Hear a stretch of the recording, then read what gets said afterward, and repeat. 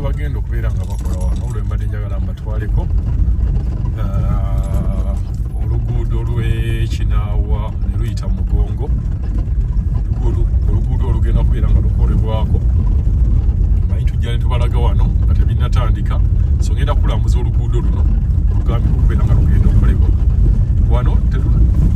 Tetunatuuka ku luguudo olwo naye nga wano kyensobola okugamba nti luno dwo lwagubadda okubeera nga baluteeka mu ngeri zigenda okubeera nga zikolebwa.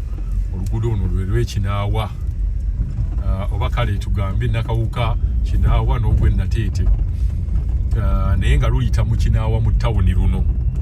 Wabula kati ate lwe bagenda okukola ate luyita ne lugwa Mugongo ne lugwa ku Total Kyengera. So njagala nkwatirewo vidiyo awo abantu beeno bo bamaze dda okubeera nga basanyufu. Akatawuni kano ketuuseemu k'Ekinaawa, kano k'Ekinaawa, era ngenda kubuulira ensonga lwaki oluguudo olwo bapapye okubeera nga bagamba nti bagenda kubeera nga balukola. Njagala weetegereze nti enguudo zonna ezisinga okubeera nga zikolebwa mu regimu eno ze nguudo ezibeera nga ziyina we zigwa. Reason being nti baagala kubeera nga basalako jaamu abeera ali mu makubo ag'enjawulo. Akatawuliriza mukalaba ke kano wano ak'Ekinaawa kati bwe kafaanana. So luno lugenda kubeera nga lukolebwa nga bwe lugenda straight, wabula tugenda ku branchinga left tugende ku kubo eddala.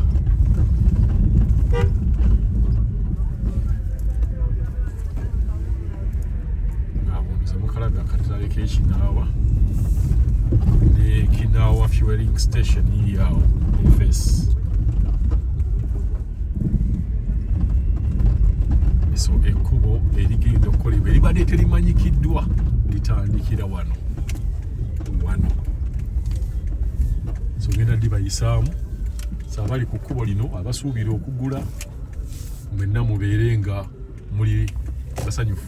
Saawa yonna ligenda kubeera nga likolebwa. Lijja wano bwe liti ne lijja ligenda ne ligwa Mugongo.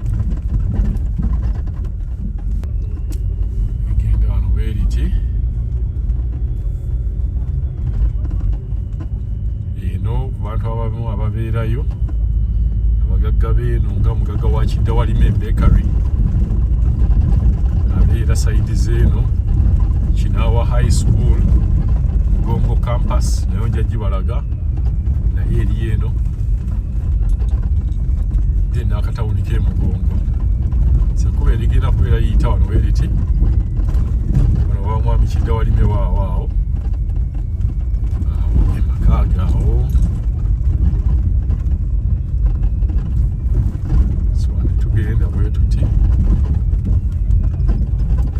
omuntu ali eno ekyengera mungi nnyo lwakuba development zaayo zibale tezinabeera nnyo z'amaanyi nnyo twaliza owamu.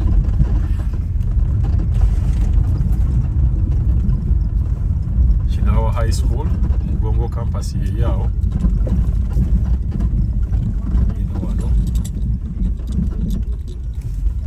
Kati wano bagenda kubeera nga bafunyeemu oligenda kubeera nga liyita wano.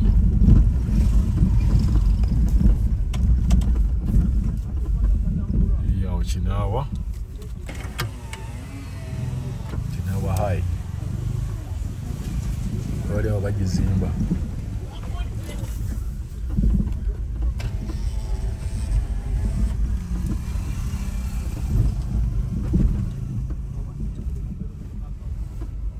Kinaawa High School.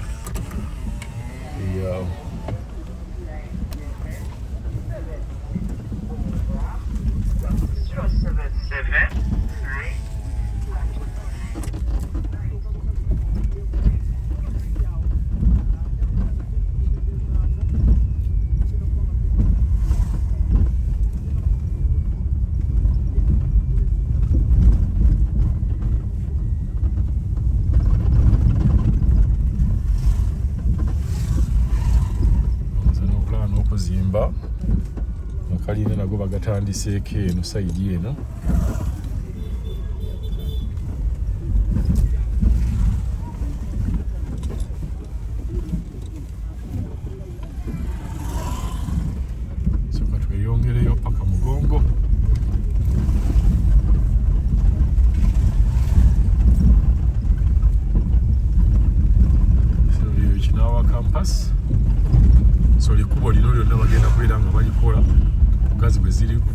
ko nga lino bagenda kubeera nga bongezaako bakuba enjawulo ya wano baagala kubeera nga boogerezeganya n'abatuuze baseneza okusasula abantu teziriiwo mukkiriza nga babakolera omuntu bwe batokkiriza nga nogwo omukisa nawo guyita naye ngaekkubo lino ligenda kubeera nga likolebwa mugongo eno waliyo amasomero mangi nnyo waliyo amasomero mangi ddala nno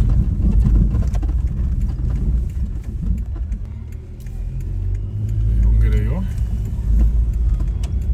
twagala kulaba mugongo wano wonna wayitawo mugongo Kyengera mugongo bweti byefaanana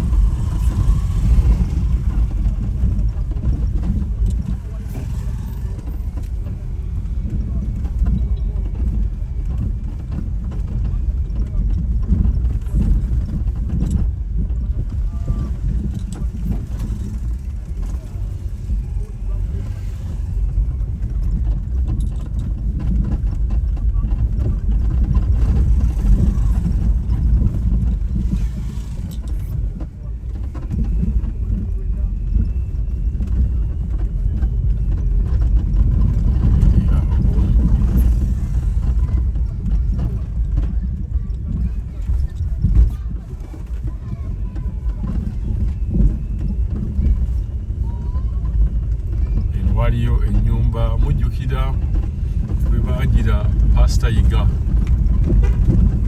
bwe bagamba Pastor Yiga nti yali aleeta abantu n'abatraininga ennyumba gye baali bagamba nti abatrainingiramu kubalagawo bwe baalinga bawetera bagamba nti yaleetanga abantu n'abatraininga abalaba agataliiko ofuufu ndowooza mujjukira scenario eyo yaliwo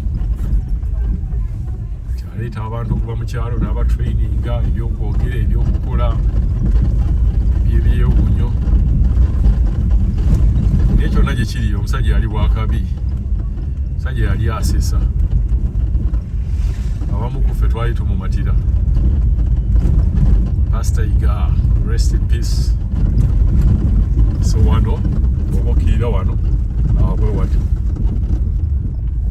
ennyumba eri awo wansi awo ogenzaawo awo Pastor Yiga bwe yalinga abatrainingira awo yiye eyo oli wansi eri awo weba gataliiko nfuufu y'ennyumba gye baalaga so tukyali mu mugongo era nga lirinako lye bagenda okukola erigendera ddala paka ku Total oba nerigwa ku Masaka Road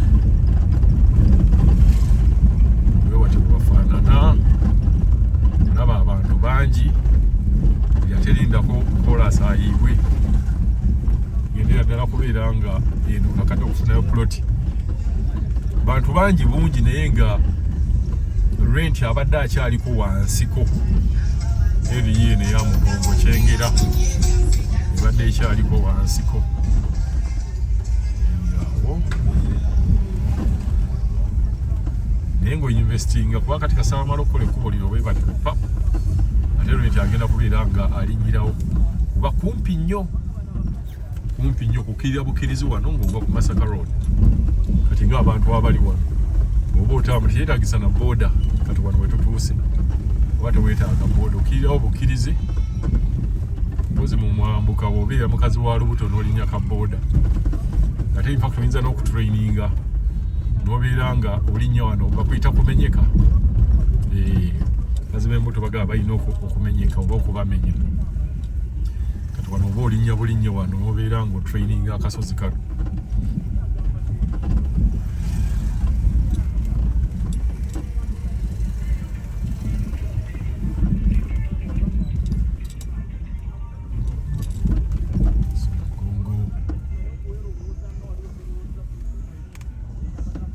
Haji bizigo eno yalina edduuka liri awo wansi abamita Haji muzigo muganda wa Lord Mayor Lukwago Haji muzigo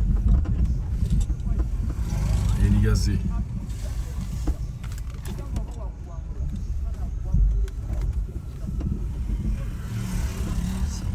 Go.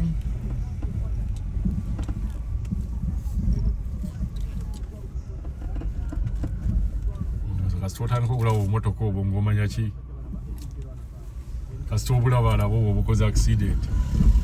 Omanya otandise okuyingira ku poliisi y'owantu. Asangula obumotoka obwa accident yawo. So police station eri awo wansi. Era obumotoka babutereka awo muri yo parking ne ku kubo no babuteekako.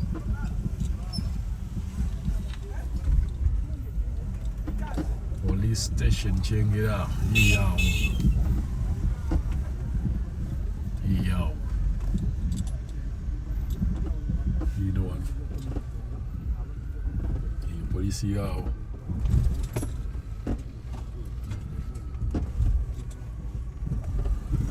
So wano waliwo olwazi wano. Naye abaana abakola ekkubo bajja dduwuliramu. Nolwonna lwazi. Kati Masaka road eri awo wansi wali. Kasita obuuka ekizimbe ekyo. Kiriko amabaati. Obudde kalina ekizimbe ekiriko amabaati amamyufu. Mu maaso awo ye Masaka road. Yes, so kyekyo bwetyo tusobodde okubakwatira mugongo. Awo eri Masaka road wali wayita emmotoka wali omulaba. Waawo wali wayita pikipiki Masaka road yawo. Yawo Masaka road. So yeri nekkubo bagenda oddikula ligwawo awo ku Masaka road awo ligenda okubeera nga ligwa. So abantu abali eno Kyengera saidi z'emugongo twala Kinaawa muli ku Muzuuli mu Kinaawa Kinaawa muli ku Muzuuli nnyo obwekitabo kiri yawo Masaka road mu maaso awo.